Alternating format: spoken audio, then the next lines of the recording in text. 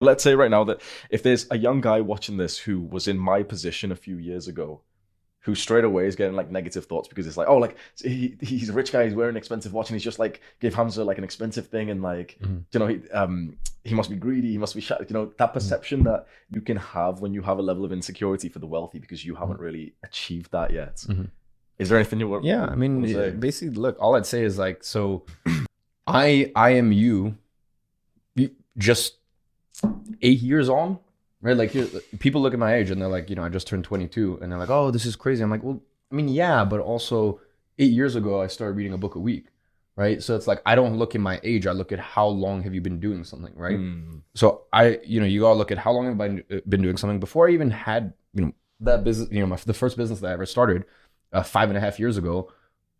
I was reading a book a week. I was going to gym pretty much 6 times a week, reading a book a week, going to gym 6 times a week, meditating anywhere from 30 to 60 minutes a day. I don't even do that now. I probably know I should do. Um, so I was working on me. I was working on me, and that's why when the right opportunity came about, and the business that I started, it's not very like having a marketing agency is about as sexy as having an accounting firm.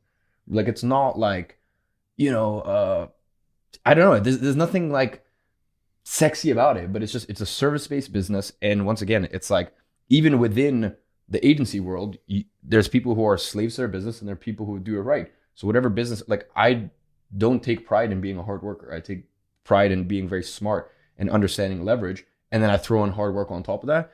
And that's why I am where I am today. Um, so as I said, the reason or the thing that I would say to someone who's looking at me is like, do what I did 8 years ago, which is like the fundamentals, and do what you did 3 years ago, which is and that's why you're here today. And by the way, like it would be very interesting if we were sat here and I was like 8 years into self development, business, this, that, and we had you at 8 years, right? Because I guarantee if you 8 years sat here with me at 8 years, bro, you probably be much farther ahead than I am, right? So I don't look at it as like age. I look at it as like how long have you been doing this stuff. So yeah, I mean, for like it's a long road, and this is why like I love a lot of the, one of my passions is kind of like I don't know the way to describe like the whole manosphere world, Mm. because it's like as a man you're not shit in this world. Like you are not fucking anything, and no one will give you an ounce of fucking pity.